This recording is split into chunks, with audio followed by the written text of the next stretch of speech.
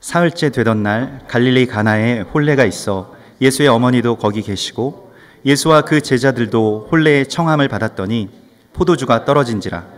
예수의 어머니가 예수에게 이르되 저들에게 포도주가 없다 하니 예수께서 이르시되 여자여 나와 무슨 상관이 있나이까 내 때가 아직 이르지 아니하였나이다.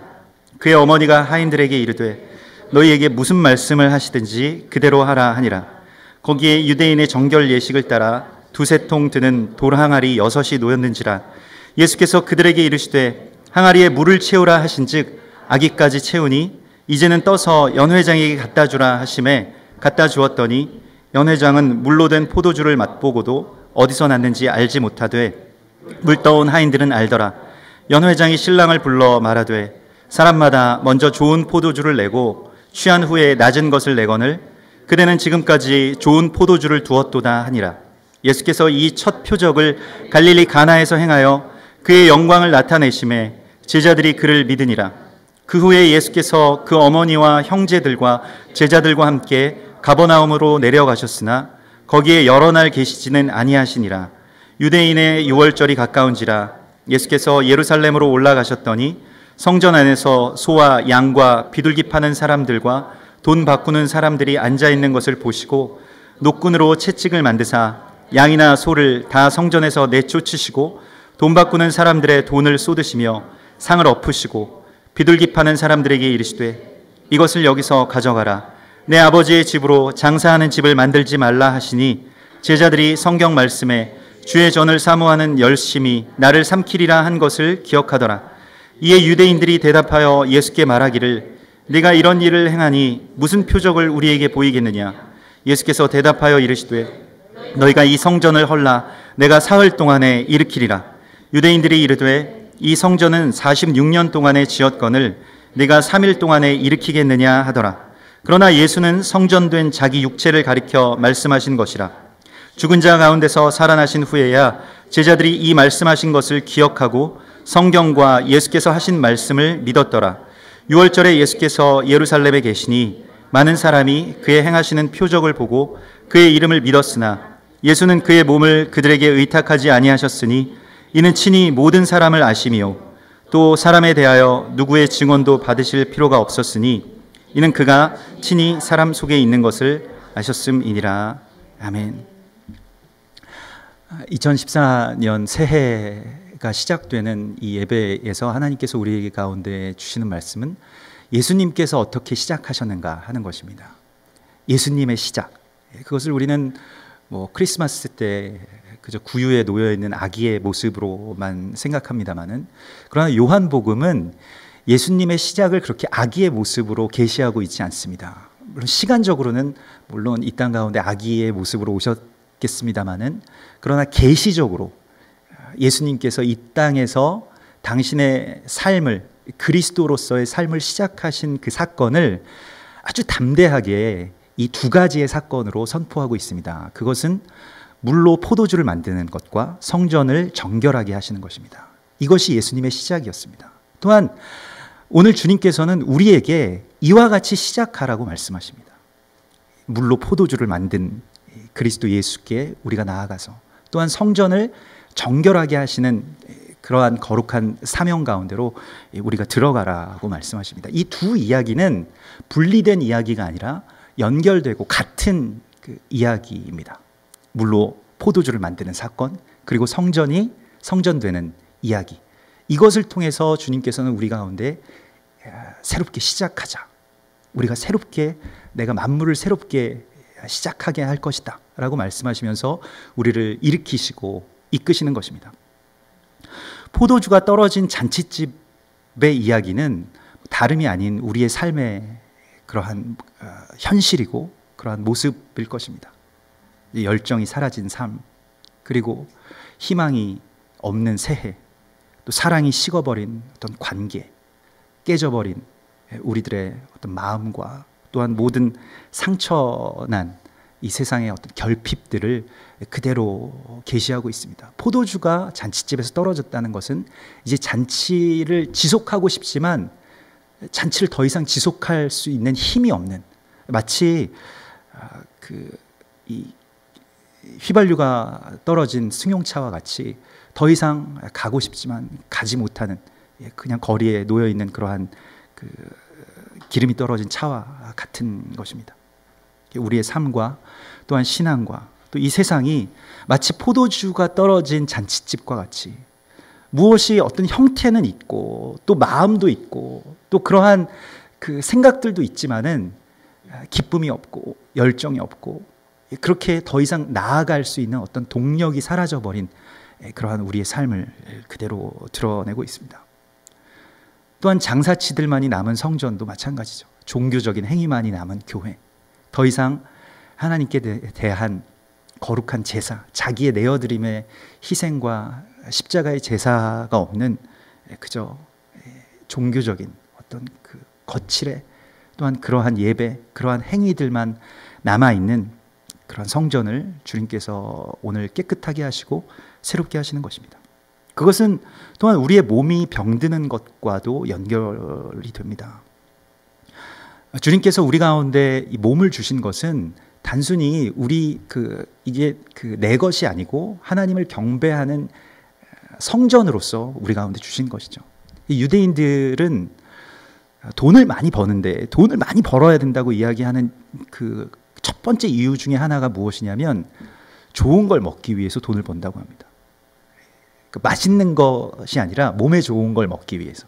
먹는 것에 굉장히 민감하죠. 실제로 뭐 성경에서 그 코셔를 지금까지 그 음식의 정결법들을 지금까지 행하고 이 이스라엘의 시장 같은 곳에 가봐도 이 코셔, 그러니까 랍비가 이거 아주 재배 과정에서부터 다 하나하나 다 살핀 그 인증 마크가 있느냐, 그걸 보여달라고 항상 요구를 합니다. 그래서 장사치들이 항상 뭐 시장에서 거리에서 파는 장사들도 그 코셔 그 마크 그 인증서를 항상 코팅해 두었다가 보여달라고 하면 이렇게 꺼내서 보여주는 광경을 아주 쉽게 볼 수 있는데요.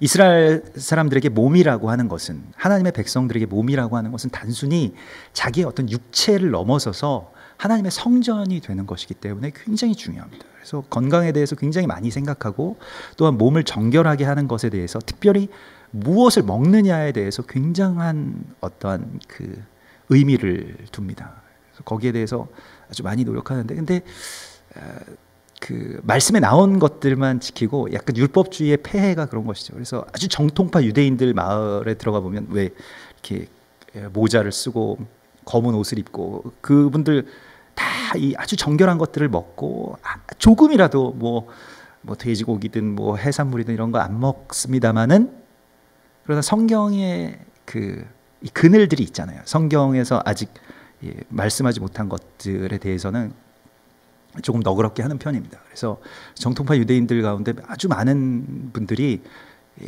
그 거리에서도 그런 옷을 입고 담배를 피는 장면을 아주 쉽게 볼 수 있습니다. 담배도 피고, 담배 피지 말라는 말이 성경에 안 나왔잖아요. 또 뭐 그 비행기에서나 뭐 이런 식당에서도 보면 콜라도 아주 많이 마십니다. 그래서 그 몸이 성전이지만 성경에 기록된 것들만 먹지 않아도 된다라고 하는 것들만 안 먹는 어떤 그러한 것이 이제 율법주의죠. 그런데 하나님께서 우리 가운데 몸을 주시고 이 먹는 것에 대해서 그렇게 말씀하신 이유는 너희의 몸이 하나님의 성전이고 하나님의 성령이 거하시기로 작정하신 그러한 육체라고 하는 것을 깨달으라는 것이지, 단순히 그거 먹지 않는 대신에 뭐 담배 펴도 된다, 이런 말씀이 아닌 것이죠. 오늘 2014년에 주님께서는 우리의 몸을 또한 마치 이 세상과 성전과 또한 교회와 우리의 몸을 완전히 새롭게 바꾸시는 그러한 변화를 선포하기를 원하십니다. 물이 포도주가 되는 것과 같은 완전한 변화. 그러니까 물에 뭐 설탕 좀 타서 뭐 달콤하게 만들고 새콤하게 만들고 그런 향료를 타는 것이 아니라 물이 포도주가 되는 것과 같은 완전한 변화가 우리의 삶 가운데 있을 것이라고 말씀하십니다. 그것이 여러분들 한 사람 한 사람들의 성전된 육체 가운데 완전하게 채워질 것입니다. 그저 이전까지는 우리가 뭔가 정말 맹숭맹숭하고 뭔가 채워졌지만 채워지지 못하고 또 삶에 있어서도 또 믿음에 있어서도 어떠한 그러한 그 영적인 그 다음 단계, 완전히 변화되는 단계 가운데로 나아가지 못하고 그저 맴돌고 다시 맴도는 그러한 삶 가운데 있었다면 2014년에는 하나님께서 그러한 완전한 변화로, 그 이전 것을 기억할 수 없는 완전한 변화로 우리를 이끌어 주실 것을 믿습니다. 그런데 그것을 어떻게 그러면 이룰 수 있을 것이냐? 그것은 물론 주님의 결단으로, 또 주님께서 주님의 섭리와 예정대로 이것을 행하실 것입니다마는, 그러나 우리에게 이것에 대해서, 이 일에 대해서 우리가 무엇을 해야 될지를 주님께서 말씀하시는데요, 그것은 먼저 오늘 이 성경의 본문 가운데 나온 마리아의 기도를 우리가 해야 된다는 것입니다. 이 마리아의 기도는 주님의 시간을 기도로서 여는 것입니다. 주님의 때가 되지 않았다. 뭐 우리가 항상 기도할 때 어떤 그 아주 불신앙적인 기도가 있는데요, 굉장히 체념적인 기도가 있습니다. 그러니까 하나님에 대해서 제가 다 인정할 테니까 하나님 마음대로 하세요. 그냥 하나님 스케줄대로 하시면 제가 뭐 저도 시간 봐서 따라가겠습니다 라고 하는 정도의 그러한 그 고백입니다.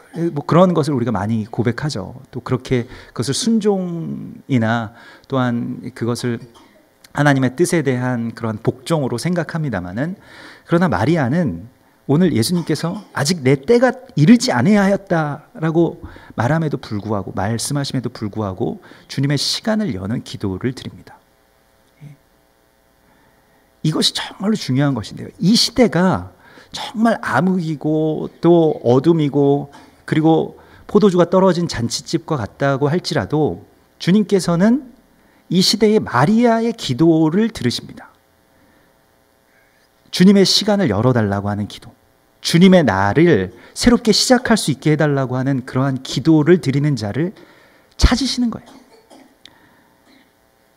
불가능하고 또 뭐 그래서 포기해야 되고 체념해야 되는 그러한 상황을 넘어서 이곳에 지금 이 시간과 이 나라와 이 민족과 열방 가운데 그리스도 예수께서 계시다라고 하는 그 인식을 하고 있는, 그것이 믿음입니다. 예수님께서 계시기 때문에 왜 안 되겠습니까?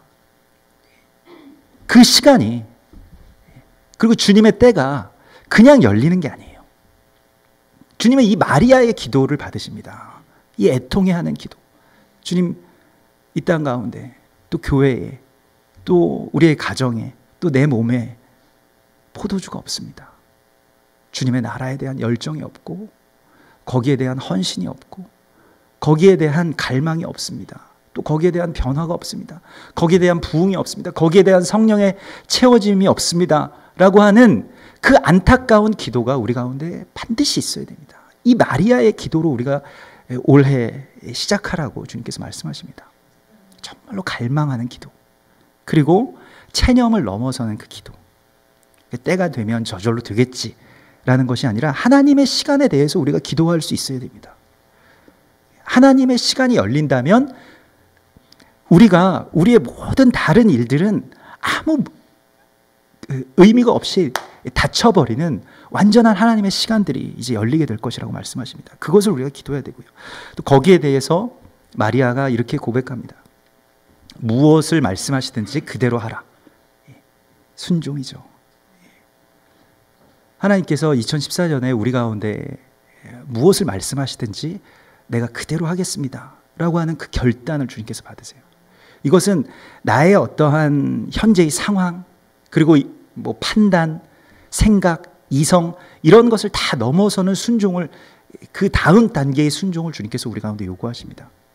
뭐 사람들이 뭐 이야기하는 것들 말고, 그리고 내가 일반적으로 이때까지 생각해왔던 것들 말고, 그것을 넘어서는 완전한 순종. 어떻게 보면 우리가 이거 내가 생각할 때 이게 아닌 것 같은 것이라도 하나님께서 이 전후 사정을 고려하지 않고 하나님께 이 순종을 내가 온전하게 제물로 드리면 주께서 주님의 방법으로 이루십니다. 우리가 순종할 때 막 많은 생각을 하면 순종하지 못합니다. 그러니까 이게 하나님의 말씀이 맞을까? 이렇게 순종하는 게 맞을까? 설령 내가 하나님에 대해서 정말로 전적으로 하나님의 뜻이기 때문에 내가 순종합니다라고 해서 순종해서 그것이 잘못 들은 것이라고 할지라도 때로 하나님께서 그것을 능히 붙들어 주시고 또한 그 순종 자체를 받아주실 것을 우리가 믿음으로써 선포하면서 하나님, 제가 하나님 뜻임을 믿고 제가 이것에 대해서 순종합니다. 말씀에 의지해서 순종합니다. 이건 지금 때도 아니고 또 여기에서 이렇게 이곳에 그물을 내리는 것이 맞지 않다라고 제가 생각이 되지만은 말씀에 의지해서 순종합니다라고 했을 때 응답이 있는 거예요. 하나님의 생각에 대해서 너무 막 계산하려고 해서는 안 됩니다. 그럴 필요가 없어요. 그래서 그 순종을 어떻게 하느냐? 오늘 이 7절에 보면 물을 아구까지 채우라고 말씀하십니다. 우리가 그 다음 단계로 물이 포도주로 변화하는 것과 같이 또 성전이 이제 예전에 예루살렘 성전이 파괴되고 교회 또한 하나님의 거룩한 성도들이 그리스도 예수의 몸이 되고 몸 자체가 성전이 되는 그러한 단계 가운데로 나아가기 위해서 주님께서 우리 가운데 요구하시는 것이 있습니다. 그것은 물을 아구까지 채우는 기도, 또 헌신, 또 그러한 기다림을 주님께 드리라는 것입니다. 이것이 무엇이냐면요, 하나님의 그 일이라고 하는 것은 점진적으로 이루어진다기보다는 어떤 단계까지 무엇이 찰 때까지 주님께서 기다리십니다. 물을 아구까지 채우기 전까지는 계속 물이에요. 이 정도 채웠는데 왜 안 될까? 왜 우리에게는 부흥이 없을까? 왜 우리에게는 이런 일들이 일어나지 않을까? 왜 우리는 통일이 안 될까? 왜 우리는 아무리 기도해도 이것에 대해서 응답을 받지 못할까? 왜 하나님의 일들을 하는데 이렇게 어려울까? 힘들까? 그러한 것들 가운데 물을 반쯤만 채우고 3분의 2쯤만 채우고 그저 이제 안 되나 보다 하고 포기하고 넘어가 버리는 경우가 정말로 많이 있다는 것입니다. 그러나 아구까지 채우고 그걸 갖다 주라. 이게 계속 물이에요. 그렇지만 주님께서 주님의 그 시간과 또한 기도와 또한 남은 고난들이 마지막까지 찰 때까지 주님께서 기다리십니다. 그리고 그 다음 단계로 나아가는 것이에요. 마치 이게 계단식으로 어떤 하나님의 일들이 이렇게 쌓일 때까지 기다리시는 것이 하나님의 영적인 원리입니다. 이것을 우리가 알아야 돼요. 그래서 우리가 조금 기도했습니다. 또 조금 헌신했습니다. 또 조금 고난을 받았습니다만은 그러나 여기에 대해서 우리가 더 채워야 될 것이 있다라고 말씀하십니다. 채우지 않으면 변화되지 않습니다. 그래서 그저 물을 가지고 그걸 아무리 그 물을 3분의 2를 채운들 3분의 1을 채운들 소용이 없는 거예요. 끝까지 가야 됩니다. 끝까지 채워야 되고 끝까지 헌신해야 되고 또 끝까지 순종해야 할 것입니다. 바울은 골로새서 1장 24절에서 나는 이제 너희를 위하여 받는 괴로움을 기뻐하고 그리스도의 남은 고난을 그의 몸된 교회를 위하여 내 육체에 채우노라 이렇게 선포하고 있어요. 우리가 특별히 이 이스라엘을 회복하고 또 하나님의 때에 대해서 열고 마지막 때 이 엔드타임에 대해서 기도하고 기대하고 또 그것에 대해서 우리가 그저 나의 욕심과 나의 행복을 위해서 하나님을 끌어들이는 그런 믿음이 아니라 그 다음 단계의 믿음, 하나님의 나라가 이루어지는 것에 대해서 나를 드리는 그런 믿음과 또한 그러한 교회가 되게 해달라고 기도하고 지금까지 왔습니다. 그러나 그것은 적지 않은 대가를 지불하는 일이었을 것입니다. 성도 여러분들도 한 분 한 분 또 가정 가운데 여러 가지 많은 일들이 있으셨고요. 또한 그러한 과정들 속에서 때때로 연약한 마음들이 생기는 것이 사실입니다. 이렇게 해서 정말 가끔씩 이제 교회에 이렇게 오면서 가끔씩 이제 교회로 걸어오면서 그런 생각이 들어요. 우리가 정말로 이러한 엄청난 계시들에 대해서 지금 문을 여는 것인데 정말 지난 2000년 동안 닫혀왔던 문들을 여는 것인데 대적이 정말 애쓰고 분노하면서 많은 사람을 죽여가면서 닫아왔던 그 문을 지금 그리스도 예수와 함께 지금 열어가는 것인데 너무 위험한 일일 수 있겠다. 너무 큰 분노가 있겠다. 그게 실제적으로 우리의 몸 가운데 또 우리의 가정 가운데 우리의 삶 가운데 그러한 막 전방위적인 대적들이 막 뭐 무슨 수를 써서라도 그 문을 닫으려고 하지 않겠습니까? 근데 거기에 대해서 막 대적들이 엄청난 그러한 뭐 공격들을 해오는 것을 이렇게 보면서 또 다른 동역자들, 또 다른 공동체들, 다른 교회들, 이스라엘에 대해서 이 한 세상을 이루겠다라고 선포하고 그 사명을 지켜왔던 많은 순교자들의 모습들을 떠올리면서 이 우리가 그런 것에 대해서 할 수 있는 사람들이냐? 우리 그런 걸 다 넘어서 내가 이런 걸 할 수 있을 만한 결단이나 믿음이나 그 희생을 무릅쓸 만한 어떤 그러한 것들이 있느냐. 가끔 그런 생각들을 하고 소름이 돋죠. 그리고 할 수 없음에 대해서 다시 주님 앞에 엎드리고 예수님의 믿음을 주시고 또 적진을 향해서 주님과 함께 달려갔던 다윗의 용기를 달라고 기도할 수밖에 없습니다. 여러분, 물론 세상에 많은 교회가 있고 또 많은 사명이 있지만은 그러나 그 사명은 결국 단 한 가지입니다. 하나님의 나라를 이루고 우리가 그리스도 예수의 몸된 교회를 이루는 것입니다. 그리고 예수의 몸이 되는 것이죠. 그런데 교회가 그것에 대해서 감당할 수 없다면, 거기에 대해서 그저 장사치들만이 그저 가득한 교회가 되고 내 몸도 그저 어떤 이해관계에서, 장사치라는 것이 그렇지 않습니까? 그냥 뭐 돈을 주면 내가 주고 내가 투자한 만큼 내가 받아야 되고 하는 그러한 정도의 어떤 종교적인 그 거래의 수준 가운데 있는 믿음이 아니라 정말로 주님과 내가 한 몸이 돼서 주님의 마음이 내 마음이 되고 그렇게 내게 채워지고 내가 그리스도 예수와 같은 그러한 삶 가운데로 온전하게 나아가는 것에 대해서 정말로 결단한다면